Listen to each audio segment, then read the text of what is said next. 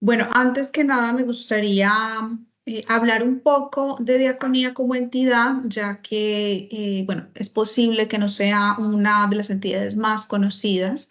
En nuestro caso, en Málaga, tenemos una pequeña oficina, la sede principal está en Madrid. Entonces, les quiero contar un poquito qué hacemos desde Diaconía. Diaconía es una entidad social de origen protestante que trabaja por las personas más vulnerables, ¿no? Facilitamos su integración social, su desarrollo, la mejora de sus condiciones de vida y la restitución de sus derechos. Quise contar un poco también acerca de los proyectos con los que contamos en Málaga. Diaconía tiene más proyectos, pero finalmente, si las personas asistentes se encuentran en Málaga, pues lo ideal es que conozcan lo que pueden encontrar aquí. Uno de estos proyectos es el programa Contigo, que está destinado a la creación de vínculos entre jóvenes refugiados y personas voluntarias, y lo que intenta es precisamente apoyar a la juventud refugiada. El proyecto Umbral, que se trata de un piso de acogida que cumple el objetivo de apoyar la transición de jóvenes extutelados hacia su vida adulta. El proyecto Pasarela, que también es un piso de acogida para personas migrantes, generalmente que tienen una situación administrativa regular, y solicitantes de protección internacional. En este piso damos prioridad a mujeres con menores a cargo. Tanto en el piso de acogida para jóvenes extutelados como el de mujeres mm, que están a cargo de menores, de hijos, ¿no? Que tienen hijos menores, mm, tienen que pasar por el programa de empleo. Tenemos dos programas de empleo. Uno es para mujeres en situación de vulnerabilidad. Suelen ser mujeres víctimas de trata, mujeres víctimas de violencia de género o incluso en otras situaciones de vulnerabilidad. Y el otro programa de empleo que tenemos es para jóvenes, tanto chicos como chicas. Además, tenemos un proyecto de autoempleo, nuestro programa Relanzados, que está dirigido a personas migrantes y personas solicitantes de protección internacional, en el cual cumplimos dos tipos de itinerario, uno de formación y otro de tutoría individualizada. Y finalmente, nuestro programa Sin Etiqueta, Sin Odio, del cual les voy a hablar de manera mucho más amplia y profunda el día de hoy, que lo que hacemos aquí es integración, atención integral a víctimas y posibles víctimas de delitos de odio con especial incidencia en el conocimiento de sus derechos. También les comparto la información de nuestra oficina por si desean conocer un poco más de estos proyectos o ponerse en contacto por alguno de sus usuarios.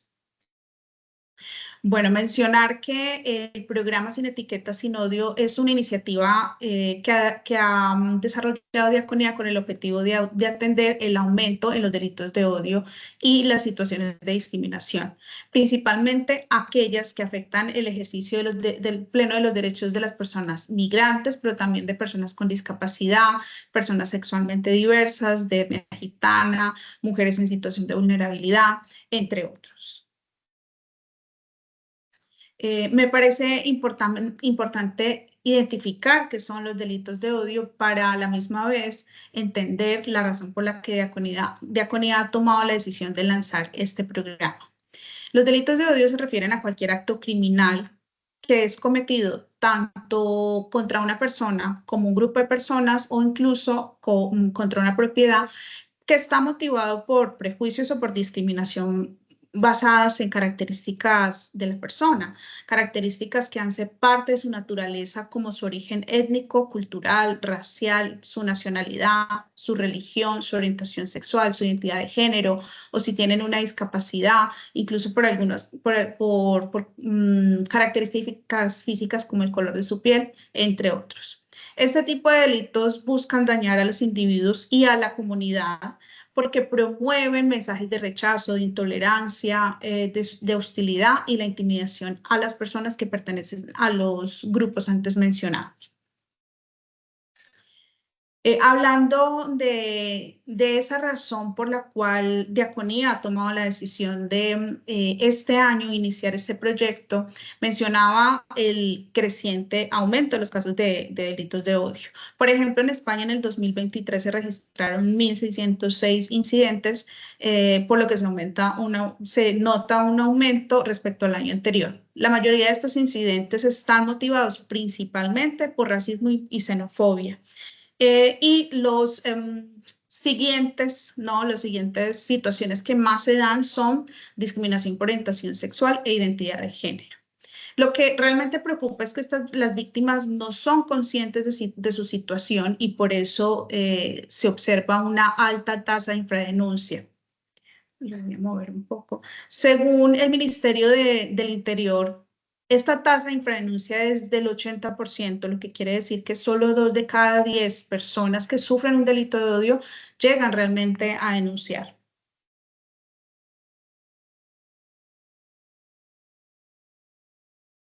Mencionar también que las situaciones en las que se suele dar la discriminación son, por ejemplo, en el acceso a la vivienda, cuando se niega, cuando el propietario o las personas encargadas del alquiler se niegan a alquilar por alguna de sus características, exigen requisitos que normalmente no se exigen, dicen que ya está alquilado cuando no es así, o incluso cuando la persona ya está viviendo en un piso o en una casa, sus vecinos o las personas de su entorno le propician insultos, amenazas o les acosan. En el acceso al empleo, por ejemplo, cuando una oferta busca un tipo de personas sin aparente justificación, cuando, por ejemplo, hay ofertas de empleo que excluyen a las personas a partir de ciertas características, cuando no se tienen en cuenta las buenas referencias de otras empresas, sino que la selección se basa en las características antes mencionadas, o cuando la persona ya se encuentra trabajando en un puesto de trabajo, es víctima de burlas, comentarios negativos, de amenazas, etc. En el acceso a la salud, cuando nos encontramos con comentarios racistas o xenófobos por parte del personal sanitario, cuando se excluyen a las personas, por ejemplo, a las personas migrantes del programas de salud, cuando se niega la atención por alguna característica o, por ejemplo, por la barrera del idioma. En el acceso a la educación, cuando se exigen requisitos, nuevamente, cuando se exigen requisitos distintos a los de otras personas, o cuando los niños, estando ya en el centro educativo, niños o adolescentes, son víctimas de comentarios despectivos por parte de sus compañeros, de burlas, o cuando un niño se niega a jugar con otro, pues por sus características. Y en el espacio físico, cuando se niega el acceso a lugares de comercio de ocio, cuando no se les atiende, cuando se les trata mal, o cuando son víctimas de insultos, amenazas, ataques, etc. El objetivo general del programa Sin Etiquetas, Sin Odio nos dice que nuestro propósito es brindar atención a las víctimas y posibles víctimas de delitos de odio, primero que todo facilitando el acceso a la información para posteriormente realizar una intervención desde el área psicosocial, proporcionar apoyo psicológico y orientación legal, con especial incidencia en el reconocimiento de sus derechos y potenciando herramientas de afrontamiento. Para lograr este objetivo general, desde el proyecto se proponen 4 ejes de actuación específicos. Primero que todo, el eje de intervención social. Segundo, el eje de apoyo psicosocial. Tercero, el eje de asistencia jurídica. Y cuarto, el eje de grupos de apoyo entre pares. En esta presentación como lo decía inicialmente, me voy a centrar principalmente en el área de intervención social.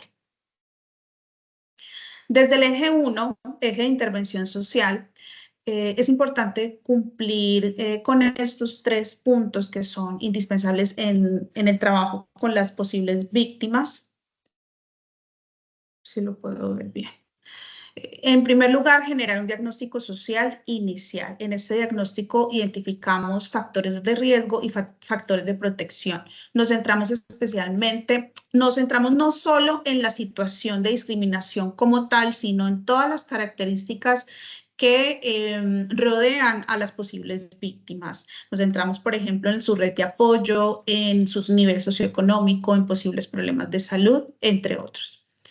El segundo punto importante es que realizamos derivaciones a otros servicios, tanto propios del proyecto como lo que mencionaban los siguientes dos ejes, que son desde la asesoría jurídica y desde el acompañamiento psicológico, como otros programas de diaconía, que son los que mencioné inicialmente, los pisos de acogida, los programas de empleo, programa de autoempleo o incluso el de voluntariado. Y finalmente a otros recursos externos a la entidad, porque una de nuestras principales labores es crear canales y canales de conexión con otras entidades que puedan a las que podamos tanto derivar nuestros usuarios cuando Diaconía no puede acoger alguna de sus necesidades, como recibir derivación cuando se trata de personas que han sufrido situaciones de discriminación o delitos de odio. Y el tercer punto importante es proporcionar un acompañamiento sostenido. Es decir, que desde el área de intervención social acompañamos todo el proceso de intervención de las posibles víctimas, de los usuarios. Evaluamos riesgos potenciales como represalias, violencia futura, problemas de salud mental, pero también indicadores de avance. Esto lo que quiere decir es que estamos acompañando a las posibles víctimas durante todo el proceso. Identificamos si es necesario acompañarles a solicitar ayudas económicas, verificamos que efectivamente se les esté atendiendo desde los recursos a los que hemos derivado, que su situación inicial con la que han llegado realmente ha mejorado, por ejemplo, el acceso al empleo, atención psicológica, que realmente eso que se proporciona desde el programa se esté llevando a cabo. Esta intervención la hacemos a través del itinerario de intervención social, en los que, como mencionaba, identificamos la situación tanto de discriminación como la situación en la que se encuentran los posibles usuarios, identificar esas necesidades, proporcionamos ese apoyo especializado y derivamos a los recursos y servicios. Como cuarto eje, los dos segundos ejes, o sea, los dos ejes, el eje 2 y el eje 3 ya los mencioné, que son los de atención psicosocial y asesoramiento jurídico. Y el cuarto eje, en el cual también participamos los técnicos de intervención social, es el de grupos de apoyo entre pares. Estos grupos están liderados principalmente desde el área psicológica, pero cuentan con nuestro apoyo todo el tiempo, es decir, nosotros hacemos acompañamiento todo el tiempo. Son dos espacios principales, uno es los grupos de apoyo como tal, que son espacios restaurativos en los que se intenta realmente construir herramientas de afrontamiento ante los delitos de odio. Y el segundo espacio son salidas de ocio o culturales en las que lo que intentamos es realizar una integración al tejido social. Aquí es importante decir que inicialmente el proyecto se ha planteado con el objetivo de las personas, las posibles víctimas de delitos de odio que llegaran al recurso, con estas personas pudiéramos conformar grupos de apoyo y, bueno, proporcionar estos espacios que he mencionado, pero desafortunadamente y también conociendo la alta tasa de infradenuncia, no tenemos el número de usuarios que quisiéramos, entonces lo que estamos haciendo es conformar grupos de apoyo a través de espacios estilo talleres en los que hablamos de duelo migratorio, por ejemplo, los que están dirigidos a personas migrantes, también situaciones de discriminación en diversas colectivos, como por ejemplo LGTBI, personas sin hogar, también personas con discapacidad. Entonces, convocamos a las personas a estos espacios y a través de esos espacios de taller hablamos de esas estrategias de afrontamiento. Y con esas mismas personas realizamos esas salidas culturales y de ocio. Finalmente, como una propuesta que hemos realizado, que no estaba inicialmente contemplada en el proyecto, son los espacios de información sobre delitos de odio que están dirigidos a profesionales que trabajan en el tercer sector. Esto lo hemos propuesto precisamente porque identificamos que hay una falta de información sobre lo que son los delitos de odio, en qué situaciones se dan, bueno, cómo identificarlos, a quién afecta, cuál es ese perfil el perfil tanto de la víctima como de las personas que pueden realizar un acto de odio, ¿no? Un delito de odio, un acto de discriminación. Y también las posibles vías de afrontamiento. Contamos con canales de atención inmediata. Tenemos un email de denuncias y un WhatsApp de atención 24 horas en el que las personas se pueden poner en contacto en cualquier momento, tanto para recibir información como para recibir acompañamiento. Y finalmente, pues los datos de la oficina, pero también de las personas que hacemos parte del equipo del programa Sin Etiquetas. Mi correo electrónico, yo soy la técnica de intervención social, nuestro compañero es el psicólogo Antonio y nuestra compañera abogada Paula. Muchas gracias y quisiera saber si tienen alguna duda, alguna pregunta o si quisieran compartir alguna experiencia relacionada con algún usuario que tuviese una situación así. Este es el momento para hacer sus preguntas.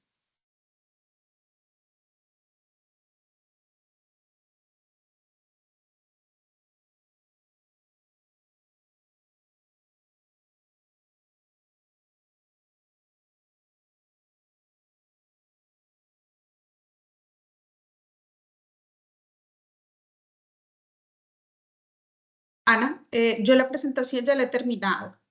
Lo ideal es que hubiesen preguntas como para saber si ha quedado algo, pues, no sé, si fuese necesario ampliar alguna información o aclarar alguna duda.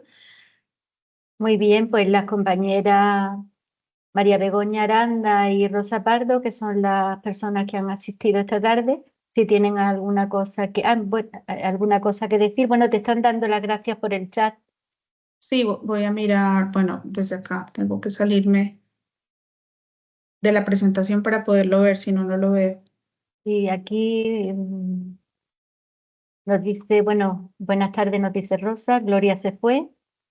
Y, y Rosa nos dice, te da las gracias por el trabajo y por el tema que día tras día pues se presenta en la vida de las personas. Vale, sí, ya lo estoy leyendo, por fin. Muy bien. Muchas gracias. Pues no sé si no hay preguntas, vamos a despedir la charla, Vale. agradecer a las personas que han tenido a bien de acompañarnos esta tarde. He estado escuchando las charlas y es verdad que me ha parecido muy interesante, se aprenden muchas cosas en una actualidad que tenemos y una realidad que la estamos viviendo día a día. Así que solo me queda darte la gracia, Diana, por la ponencia y Vale, por haber aceptado nuestra invitación. Vale, muchas gracias a ustedes también. Mencionar que, como lo decía hace un momento, hemos tenido un poco de dificultad para que las personas realmente aprovechen este recurso, porque de alguna manera, por ejemplo, una de las situaciones que más se ven son el racismo, se ha normalizado mucho, ¿sí? Es muy posible que otras personas luchen más contra las situaciones de discriminación, como por ejemplo lo que es la comunidad LGTBI. Ellos de alguna manera están mucho mejor organizados y están mucho más concienciados de lo importante que es no permitir estas situaciones. Sin embargo, desde otros colectivos, como por ejemplo lo que es el colectivo migrante, es más difícil que acudan a nosotros. Sin embargo, es muy importante decir que, por ejemplo, desde el área jurídica, no se centra el acompañamiento en poner una denuncia, sino desde dar información de cómo se puede proceder, de cuáles son otras vías que se pueden recurrir para no tener que llegar a un proceso penal que puede ser tan complejo y generar tanto estrés. Entonces, es muy importante sobre todo que desde las diferentes entidades conozcan estos recursos y por eso estamos realmente proporcionando también espacios de asesoramiento a entidades, a profesionales que lo soliciten. Y lógicamente todo esto es de forma gratuita, nos acomodamos a los horarios de las diferentes entidades, entonces eso también me parece importante mencionar.